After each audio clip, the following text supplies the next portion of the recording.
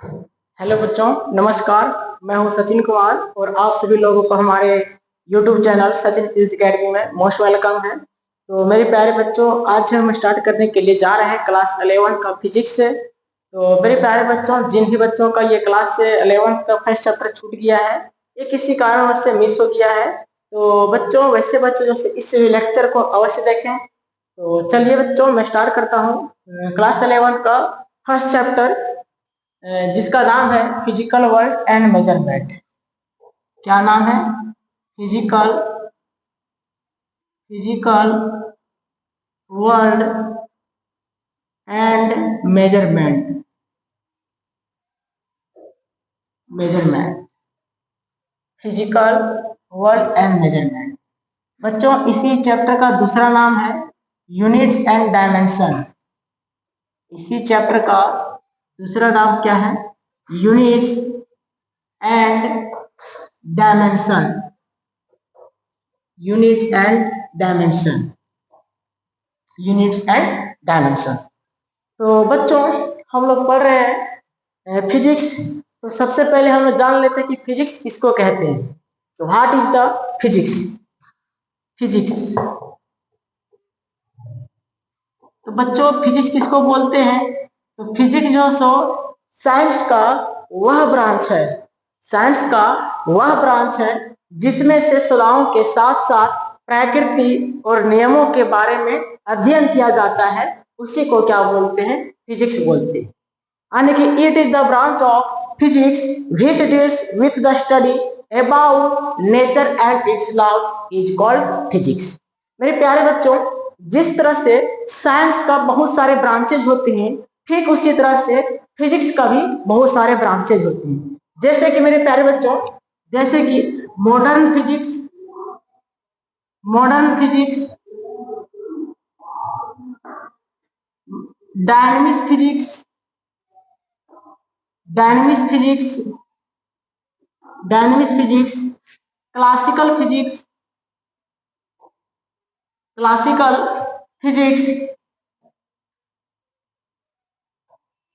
Classical physics और quantum physics.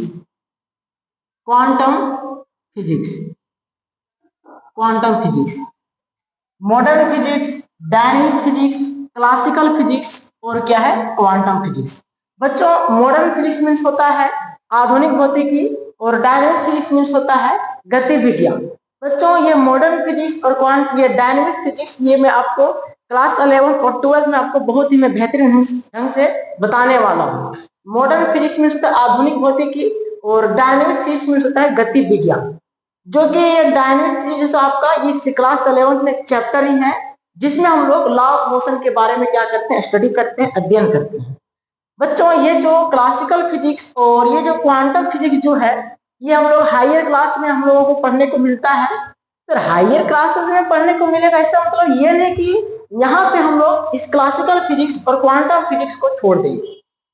तो आइए बच्चों, आप लोगों को इस क्लासिकल फिजिक्स और क्वांटम फिजिक्स से मैं आप लोगों को परिचय करवाता हूँ। सर, ये क्लासिकल फिजिक्स जो होता है वो सर्टेनिटी चीजों के बारे में बताता है। क्लासिकल फिजिक्स किन चीजों के बारे में बताता है? तो सर्टेनिटी चीजों के बारे में बताता है। सर्टेनिटी चीजों के बारे में बताता है, यानी कि निश्चित चीजों के बारे में बताता है। और सर, ये जो क्वांटम फिजिक्स जो होता है वो अनसर्टेनिटी चीजों के बारे में बताता है। अनसर्टेनिटी चीजों के बारे में बताता है, यानी कि ये अनिश्चित चीजों के बारे में बताता है। जैसे कि बच्चों, जब कोई रॉकेट वगैरह जब फर्स्ट टाइम जब लॉन्च होता है, तो साइंटिस्ट लोग जो पहले बताता है कि हमारा रॉकेट जो सो इतना दिन के बाद यहाँ रहेगा, उतना दिन के बाद वहां रहेगा। जैसे कि हाल में भी चंद्रयान 3 को क्या किया गया था? लॉन्च किया गया था। तो साइंटिस्ट लोग जो पहले बता रहे थे कि हमारा चंद्रयान 3 जो सो इतना दिन के बाद जो सो 40 से 41 दिन के बाद जो सो चंद्रमा पे वो लैंड करेगी, फिर इतना दिन के बाद वो वापस आएगी। तो मेरे प्यारे बच्चों, ये सब जो साइंटिस्ट लोग जो बताता है वो क्लासिकल फिजिक्स के माध्यम से बताता है। ठीक है। और ये सर क्वांटम फिजिक्स हम क्या बोले? क्वांटम फिजिक्स जो सो अनसर्टेनिटी चीजों के बारे में बताता है। अनसर्टेनिटी चीजों के बारे में बताता है, यानी कि अनिश्चित चीजों के बारे में बताता है। जैसे कि मेरे प्यारे बच्चों देखो, जैसे कि मान लो कि ये एक वेव का पैकेट है। ये क्या है बच्चों? एक वेव का पैकेट है, ठीक है। ये क्या है बच्चों? ये मान लो, तो बढ़िया से बना लेते हैं फिगर। जैसे कि मान लो कि ये जो सो एक वेव का ये पैकेट है, ठीक है। अब ये क्वांटम फिजिक्स क्या कहता है कि इस वेव के अंदर, इस वेव के अंदर एक इलेक्ट्रॉन जो सो प्रेजेंट है, बट कहाँ है ये पता नहीं। ये इलेक्ट्रॉन यहाँ पे है कि यहाँ पे है कि यहाँ पे है कि यहाँ पे कि यहाँ पे कि यहाँ पे, ये पता नहीं है। लेकिन इस वेव के अंदर एक इलेक्ट्रॉन जो प्रेजेंट है, बट कहाँ है ये पता नहीं। तो सर ये क्या हो गया? अनिश्चित हो गया। इस वेव के अंदर एक इलेक्ट्रॉन प्रेजेंट है, बट कहाँ है ये पता नहीं। तो क्लासिकल फिजिक्स जो होता है वो सर्टेनिटी चीजों के बारे में बताता है, और क्वांटम फिजिक्स जो सो अनसर्टेनिटी चीजों के बारे में बतलाता है। चलिए बच्चों, इसी चीज को हम दूसरे एग्जांपल से समझते हैं। जैसे कि बच्चों मान लो कि एक बाउंड्री लेवल है, ठीक है। ये मान लो कि फर्स्ट बाउंड्री लेवल है, ये मान लो कि सेकंड बाउंड्री लेवल है, और ये मान लो कि थर्ड बाउंड्री लेवल। अब बच्चों मान लो कि इस बाउंड्री लेवल जो है वो भी नॉट है, इस बाउंड्री का जो लेवल है वो भी नॉट है। और मान लो कि एक इलेक्ट्रॉन है जो कि फर्स्ट बाउंड्री लेवल में है, यानी कि एक इलेक्ट्रॉन है जो कि इस बाउंड्री में है। अब इस इलेक्ट्रॉन को फर्स्ट बाउंड्री लेवल से सेकंड बाउंड्री लेवल में क्या करना है, इसको जंप करना है, ठीक है। मान लो कि बच्चों इस इलेक्ट्रॉन के पास जो एनर्जी जो है वो मान लो कि E है। अब ये क्वांटम फिजिक्स क्या कहता है, ये क्वांटम फिजिक्स क्या कहता है कि अगर इस इलेक्ट्रॉन का एनर्जी इस V नॉट से अगर कम है, यानी कि अगर इस इलेक्ट्रॉन का एनर्जी इस V नॉट यानी कि इस बाउंड्री लेवल से अगर कम है, तो ये इलेक्ट्रॉन फर्स्ट बाउंड्री लेवल से सेकंड बाउंड्री लेवल में जा भी सकता है और नहीं भी जा सकता। सर ये जा भी सकता है और नहीं भी जा सकता है, इसका मतलब क्या है? यह अनसर्टेनिटी है, अनिश्चित है कि भैया ये इलेक्ट्रॉन ये फर्स्ट बाउंड्री लेवल से सेकंड बाउंड्री लेवल में जा भी सकता है और नहीं भी जा सकता है। कब? जब इस इलेक्ट्रॉन की एनर्जी इस V नॉट से कम रहेगा तब। लेकिन मेरे प्यारे बच्चों, क्लासिकल फिजिक्स क्या कहता है कि अगर इस इलेक्ट्रॉन का एनर्जी अगर V नॉट से अगर कम है, तो ये इलेक्ट्रॉन फर्स्ट बाउंड्री लेवल से सेकंड बाउंड्री लेवल में नहीं जाएगा। नहीं जाएगा इसका मतलब क्या? यह स्पष्ट मना कर रहा है कि अगर इस इलेक्ट्रॉन का एनर्जी V नॉट से अगर कम है, तो भैया ये इलेक्ट्रॉन फर्स्ट बाउंड्री लेवल से सेकंड बाउंड्री लेवल में नहीं जाएगा। अगर इस इलेक्ट्रॉन को फर्स्ट बाउंड्री लेवल से सेकंड बाउंड्री लेवल में जाना है, तो इस इलेक्ट्रॉन का एनर्जी इस V नॉट से क्या होना चाहिए? बड़ा होना चाहिए। अगर इस इलेक्ट्रॉन का एनर्जी इस V नॉट से अगर बड़ा रहेगा, तब ये इलेक्ट्रॉन फर्स्ट बाउंड्री लेवल से सेकंड बाउंड्री में जाएगा, अदरवाइज नहीं जाएगा। तो ये क्लासिकल फिजिक्स क्या कर रहा है? ये स्पष्ट ये मना कर दे रहा है कि अगर इस इलेक्ट्रॉन को फर्स्ट बाउंड्री लेवल से सेकंड बाउंड्री लेवल में जाना है, तो इस इलेक्ट्रॉन का एनर्जी जो सो इस बाउंड्री लेवल से बड़ा होना चाहिए, यानी कि V नॉट से बड़ा होना चाहिए। अगर बड़ा नहीं रहेगा तो इलेक्ट्रॉन जो सो फर्स्ट बाउंड्री लेवल से सेकंड बाउंड्री लेवल में नहीं जाएगा। लेकिन क्वांटम फिजिक्स ऐसा नहीं कहता है। क्वांटम फिजिक्स क्या कहता है कि अगर इस इलेक्ट्रॉन की एनर्जी V नॉट से अगर कम है, तो ये इलेक्ट्रॉन फर्स्ट बाउंड्री लेवल से सेकंड बाउंड्री लेवल में जा भी सकता है और भैया नहीं भी जा सकता है, ठीक है। अब ये जो है क्लासिकल फिजिक्स और क्वांटम फिजिक्स जो है, ये दोनों अपने जगह पे सही है। ये दोनों जो सो अपने बातों को जो प्रूव भी किया है, ये दोनों जो अपने जगह पे सही है। आगे हम लोग जानते हैं फिजिकल क्वांटिटी। फिजिकल क्वांटिटी किसको बोलेंगे?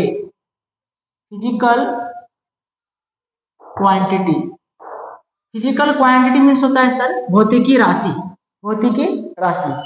तो फिजिकल क्वांटिटी किसको कहते हैं कि यह वह क्वांटिटी है जिसको डायरेक्टली और इनडायरेक्टली के रूप में क्या किया जाता है? मापा जा सकता है, मापा जा सकता है या तोला जा सकता है। तो वैसे क्वांटिटी को हम क्या बोलेंगे? फिजिकल क्वांटिटी कहेंगे।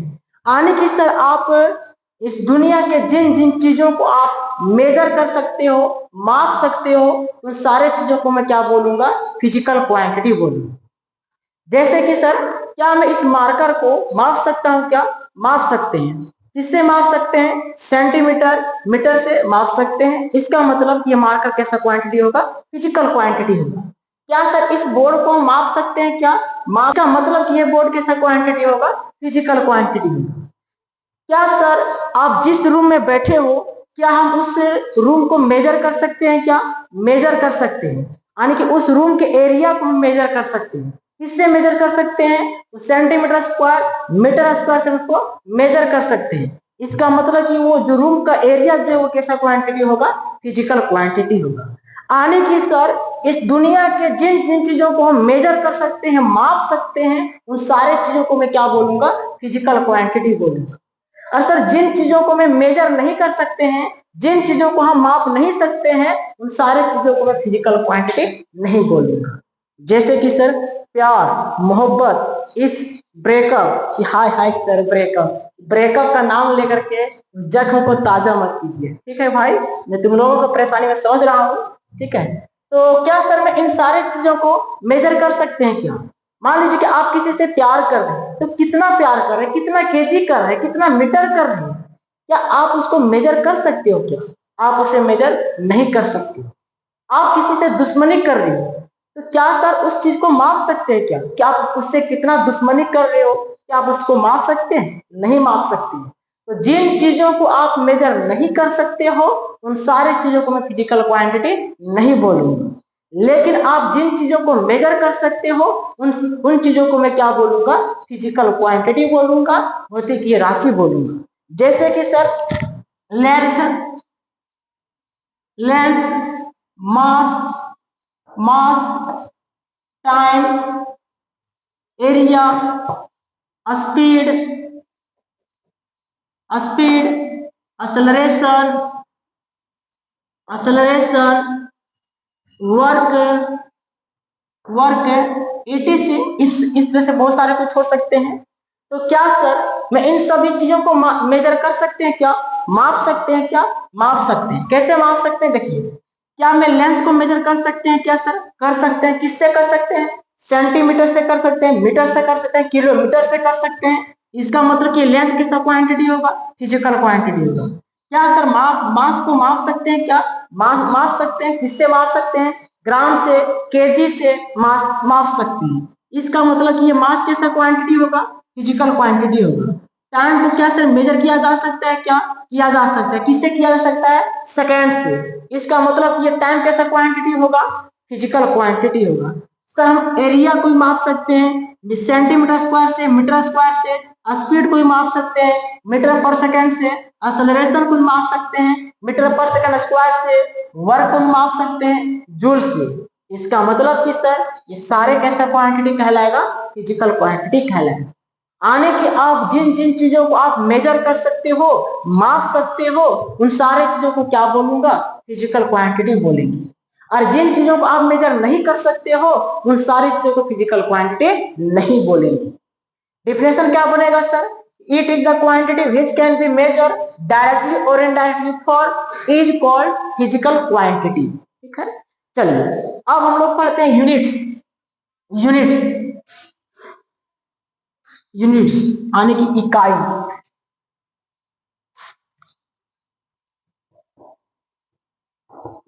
यूनिट्स, यूनिट्स किसको कहेंगे बच्चों? तो किसी भी फिजिकल क्वांटिटी को मेजर करने के लिए, मापने के लिए एक मानक का प्रयोग करते हैं, एक स्टैंडर्ड का प्रयोग करते हैं, और उसी स्टैंडर्ड को हम क्या कहते हैं? यूनिट्स कहते हैं। जैसे कि तो बच्चों, जैसे मान लो कि मास है, मास है, तो सर मास कैसा क्वांटिटी है? फिजिकल क्वांटिटी है। इस फिजिकल क्वांटिटी को मापने के लिए हम एक मानक लेंगे, ग्राम, केजी, किलोग्राम। तो ये जो हम मानक लिए, इसी मानक को हम क्या बोलेंगे? यूनिट्स बोलेंगे। आने के बच्चों, किसी भी फिजिकल क्वांटिटी को मेजर करने के लिए, मापने के लिए हम एक मानक का प्रयोग करते हैं, एक स्टैंडर्ड का प्रयोग करते हैं, और उसी स्टैंडर्ड को, उसी मानक को हम क्या बोलते हैं? यूनिट्स बोलते हैं। और एक्चुअली में मास का जो यूनिट भी होता है वो ग्राम भी होता है, केजी भी होता है। जैसे कि बच्चों मान लो कि लेंथ है, तो लेंथ कैसा क्वांटिटी है? फिजिकल क्वांटिटी है। तो इस फिजिकल क्वांटिटी को मेजर करने के लिए, मापने के लिए हम एक मानक लेंगे। सेंटीमीटर या मीटर। और जिस मानक का हम प्रयोग करते हैं इस फिजिकल क्वांटिटी को मापने के लिए, उसी मानक को हम क्या बोलते हैं, यूनिट्स बोलते हैं। ठीक है बच्चों, जैसे कि बच्चों मान लो कि टाइम है, तो टाइम कैसा क्वांटिटी है, फिजिकल क्वांटिटी है। इस फिजिकल क्वांटिटी को मेजर करने के लिए, मापने के लिए हम एक यूनिट्स का प्रयोग करते हैं, एक मानक का प्रयोग करते हैं, और उसी मानक को हम क्या बोलते हैं, उसी मानक को क्या बोलते हैं, यूनिट्स बोलते हैं। यानी कि मेरे प्यारे बच्चों, किसी भी फिजिकल क्वांटिटी को मापने के लिए हम एक मानक का प्रयोग करते हैं, और उसी मानक को हम क्या बोलते हैं, यूनिट्स बोलते हैं। डेफिनेशन क्या बनेगा, in order to mass measure a physical quantity, a standard of that quantity is taken and this standard is called unit of that physical quantity। ठीक है, चलिए बच्चों अब आगे बढ़ते हैं। तो फिजिक्स समझ में आ गया। फिजिक्स किसको कहते हैं, तो फिजिक्स जो सो यह साइंस का वह ब्रांच है जिसमें से सदाओं के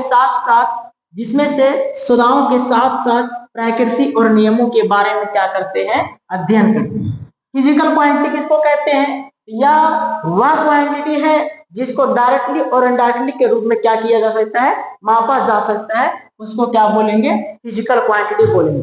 यानी कि जिन जिन चीजों को आप मेजर कर सकते हो, माप सकते हो, उन सारे चीजों को मैं क्या बोलूंगा, फिजिकल क्वांटिटी बोलूंगा। और जिन चीजों को आप मेजर नहीं कर सकते हो, जिन चीजों को आप माप नहीं सकते हो, उन सारे चीजों को मैं फिजिकल क्वांटिटी नहीं बोलूंगा। यूनिट्स किसको कहते हैं, तो किसी भी फिजिकल क्वांटिटी को मापने के लिए, मेजर करने के लिए हम एक मानक का प्रयोग करते हैं, और उसी मानक को हम क्या बोलते हैं, यूनिट्स बोलते हैं।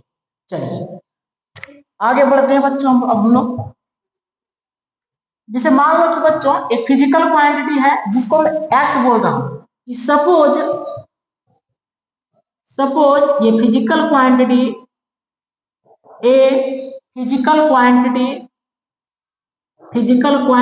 एक्स, कि हमने माना कि एक फिजिकल क्वांटिटी है जिसको हम एक्स बोल रहे हैं। ठीक है, तो सर किसी भी फिजिकल